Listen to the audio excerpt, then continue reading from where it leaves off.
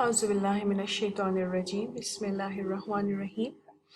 Here we have another lesson for certain basic definitions which are involved in fundamentals of chemistry. When we are into in-depth study of chemistry, there are certain terminologies that we come across. And once we are really done with these terms, so it gets easier for you to understand what's going next. So we are starting with very basic definitions or terminologies that we come across during chemistry sessions. First of all is matter and the substance. Matter is defined as anything that occupies space and has weight. Anything around you can see is either in the form of solid or liquid or a gaseous state. Okay, so when we are talking about any solid thing, then definitely we have a clear idea that yes, this is something which is occupying space and has at least certain weight. When I'm talking about solids, or if I'm talking about a liquid, then definitely again we come across the same thing. Yes, this is something having certain weight and occupying certain space. In whether the liquid is spilled over an area or it is present in some jar or container, it is definitely occupying certain space. Then what about gas? That the gaseous molecules or air that we cannot even see it. If it's not colored one, we do not even see it. Then how can we say that this is something having weight and occupying space? Well, there is a common example that if you are filling air in a balloon, what is going to happen? That the walls of balloon are expanding, right? How is it expanding? That means there is something that even you cannot see, but is putting pressure on the walls of the balloon to have a specific space, right? For example, if you are trying to sit in between two people or in the middle of two people and the space is just too small, then what are you going to do? You are going to fit in that space and you are going to push the man on your right side and on your left side so that you can have your space. So same like that, the gaseous molecules or the air which is being blown into the balloon is actually pushing the walls of balloons apart so that they can have their space. Okay, now we have got the notion that gas is occupying space, but how it has got weight? So when the balloon which is having gas filled in, definitely occupying certain space and has weight. Weight, for example, if you are going about CNG gas. CNG is basically compressed natural gas that we are going to have filled in our cars, etc., for the purpose of transport. So when we measure that gas, we measure that in terms of kgs. We do not go for this much liter of gas I want. No, rather we call as this much kgs of gas or grams of gas we are talking about.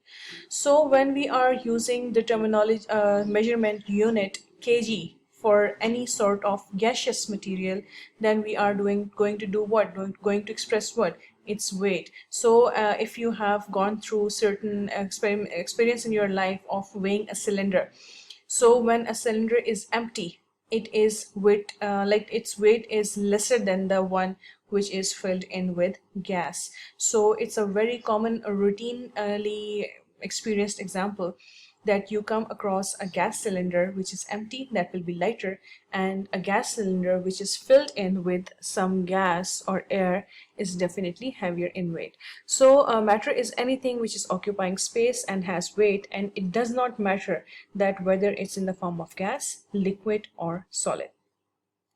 Then the next thing you can see is any matter that has a unique property is called as substance. Now what do we mean by unique properties?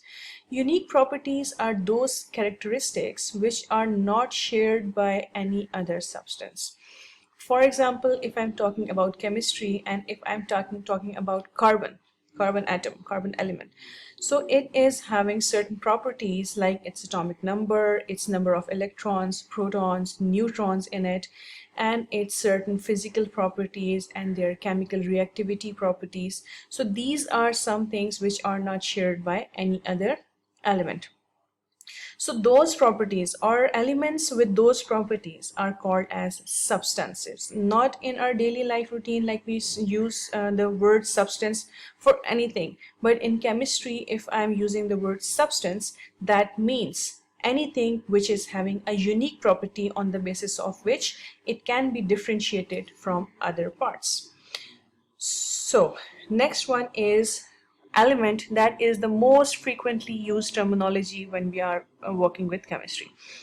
Element is a substance that is in its simplest state called an element. So that means element is basically a unique property, substance with a unique property, or element is a thing which is having a unique property or set of properties and living in its simplest state. Simplest state means that cannot be further divided into simpler form.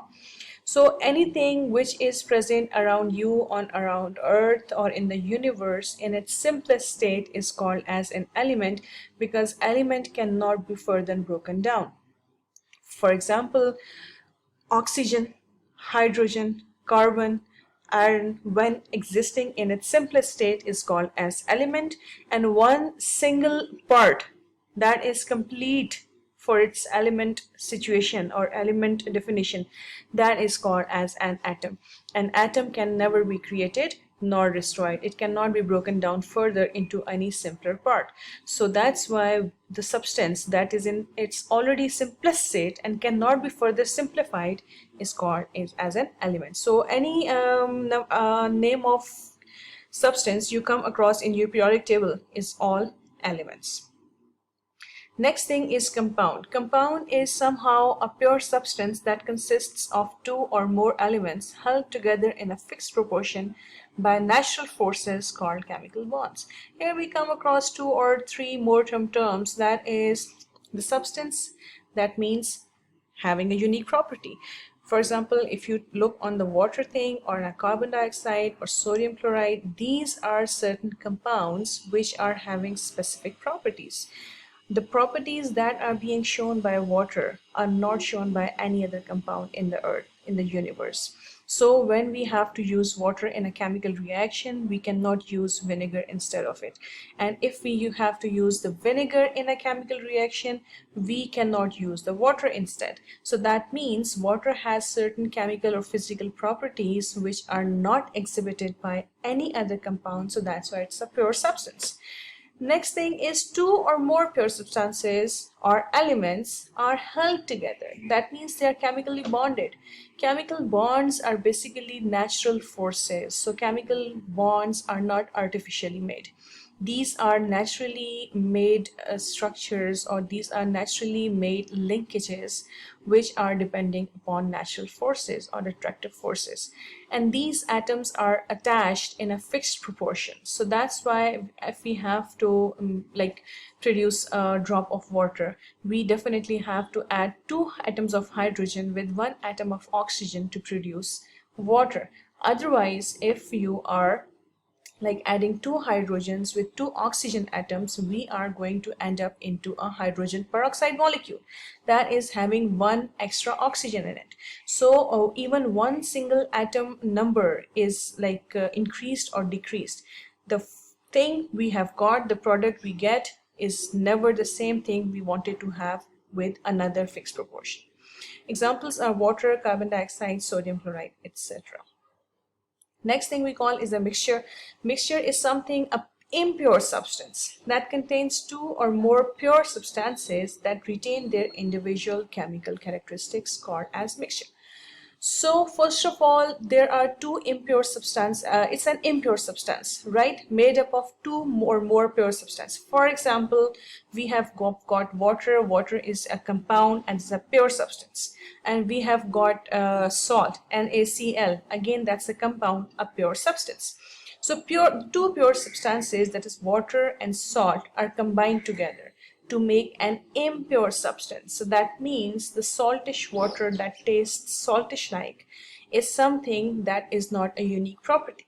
So there can be other things in the world which can add up together to make same solution or at least same taste.